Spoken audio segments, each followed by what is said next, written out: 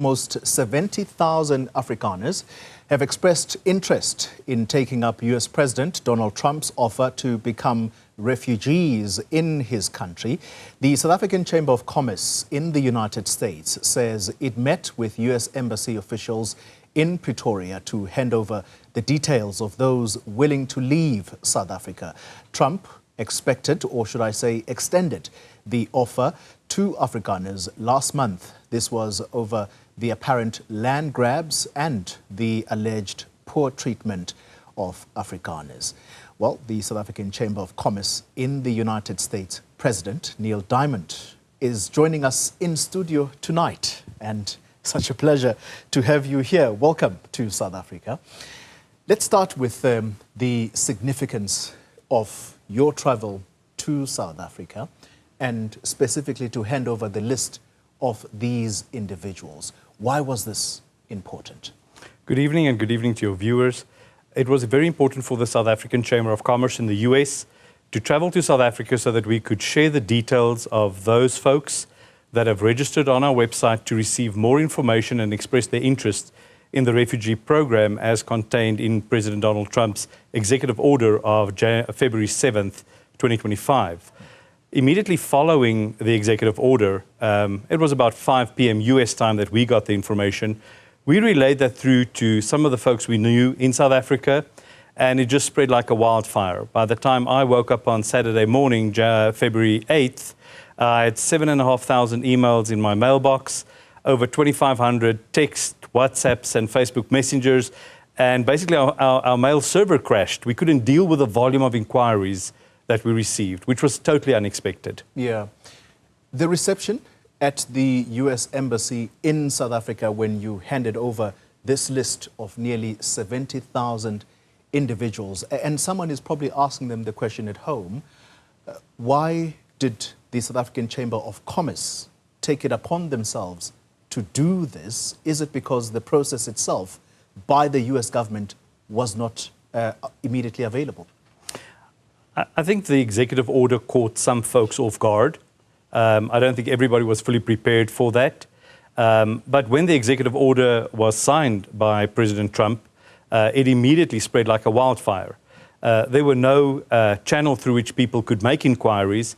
And rookie mistake, the Chamber on our press release put down an email address and a phone number, and that happened to be mine. So we needed to navigate a very challenging environment with a floodgate of people expressing interest in President Trump's offer to resettle South Africans, Afrikaners specifically, to the United States. We created a space on our website where folks could register to only obtain information. And literally within a very short period of time, it grew from 5,000 to 10,000 to 20,000. And basically at that stage, we kind of stopped sharing information. We saw what an impact it had with these numbers being spread out there. And people are talking about 5,000, 7,000, 17,000, 20,000.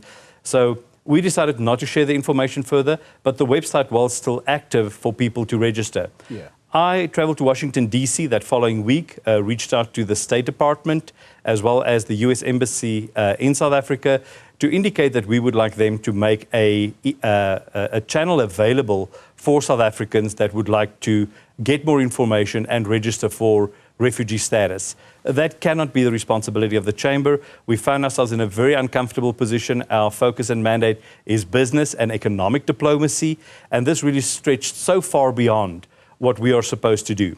But we were in the space, so we did our best not to abandon people and just ensure that we collected details and information that we could then hand over when the time presented itself. And that really is why I traveled to South Africa with a small delegation of our chamber so that we could engage with the mission of the United States in South Africa, establish what the progress is, get first-hand information, and then hand over the details that we have collected of South Africans. I'm going to latch on to what you have just said, that you were inundated and you're not a political organization. In fact, you make that clear in your press release. A critic is going to say, so why take up this challenge in the first place? And they might even criticize you, saying, are you not perpetuating the supposed ill treatment of Afrikaner or people who identify as Afrikaners in South Africa? Do you not risk your organization walking around with that tag? I think our organization walked on a very, very narrow line. It's very important for us to maintain good and solid relationships, both on the side of the United States, where we operate and where our members are, but as well with the South African government and the South African clusters of the economy with which we deal as far as export and trade relations and binational trade between our two countries. We didn't want to be in that space. We created that space so that people could get out of our mailbox and out of our servers, that we could get back to doing the business. It's well known that our servers actually crashed on February 8th with a volume of people that just approached us. We never in our wildest dreams expected that this amount of people would express interest. We don't encourage anybody leaving. We also don't deny anybody the opportunity that would like to join our South African diaspora in the United States and seek different or other opportunities that they may or may not have found within South Africa. Let's touch on the demographic profile of these. I think it's 62,046. It's 67,042, but very close. I'm mixing up my numbers there.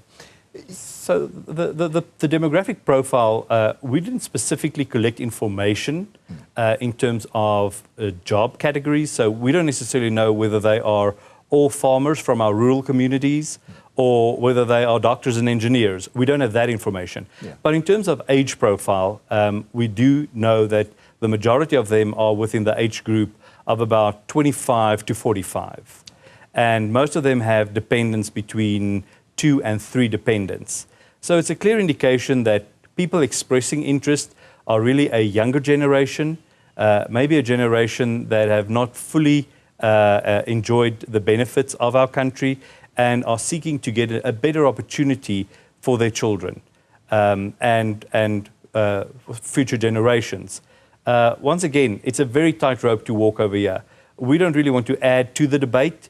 The only thing that we would like to do at this stage is to gracefully exit from the position in which we were.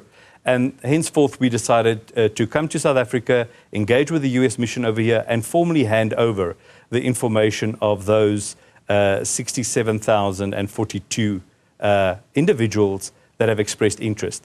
It's also very important to note that in our deliberations with the United States, they were very clear that our information, even though appreciated, cannot constitute a direct engagement with the US State Department or with the US Embassy.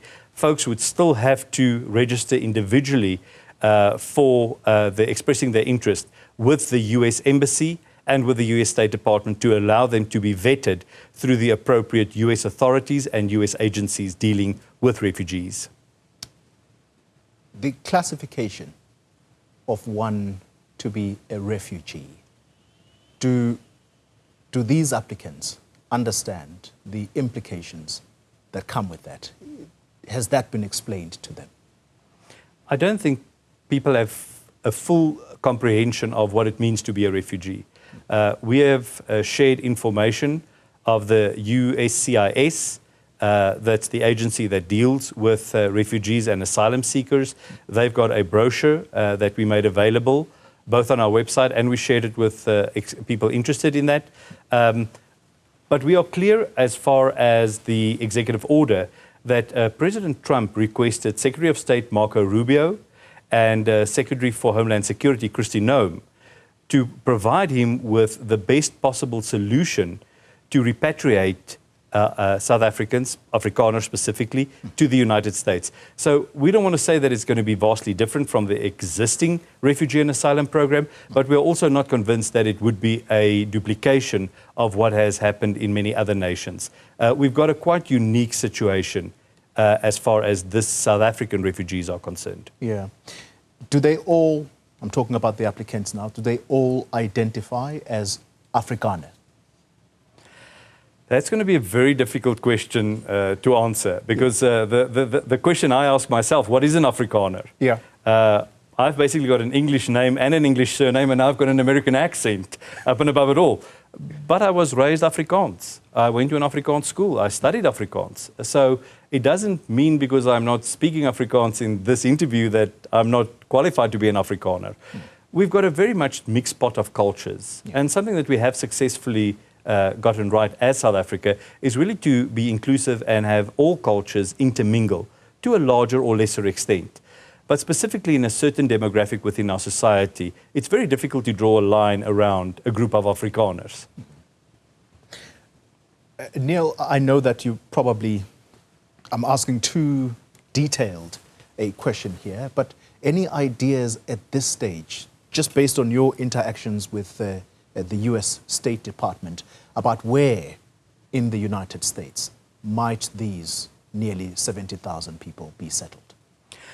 So I don't think at this stage there's clarity in terms of where refugees will be settled. But what I can share with you is what the South African diaspora in the United States are doing and what we are providing support on. And that is that we are compiling a list of South Africans in the United States that would be willing to support refugees that come to the United States, provide assistance in terms of either accommodation or in terms of employment, so that we could assist South Africans that do want to relocate and be resettled in the United States under the executive order of President Trump, be as successful as possible in that new environment. All right. Finally, and briefly, if you can, your role, as you said, is that you are a non-political organization. Yours is to promote trade, including tourism. So it's purely business. How far have you gone in the United States in your discussions with that government about relations between the government of South Africa and that of the United States? Because as things stand, it's just gone from bad to worse. I'm sure you will know that South Africa's ambassador to that country has been expelled. I think we've seen new lows almost weekly in the past 6 weeks. As a business organization, the biggest impact of this relationship will be on business and on the economy. We are very much focused on building bridges and ensuring that we maintain a high level of economic diplomacy, avoiding politics altogether. We have chosen to use a narrative of business beyond politics in our engagement, so that we can maintain those economic relationships that benefit both our countries. We need to acknowledge that this is a mutually beneficial economic relationship. Yes, we acknowledge the challenges that we see unfolding, and we will do our part to at least try from an economic perspective to maintain and build bridges as far as we possibly can. Hopefully downstream, we could use those bridges to re-establish a stronger relationship with the United States. We should not forget that the US have got a very long and rich history in their relationship with South Africa through various stages of this country. And they've always been a great ally of South Africa. Maybe we need to return the favor. Neil Diamond, thank you very much for joining us in studio tonight. And we really do appreciate your time. President of the South African Chamber of Commerce in the United States.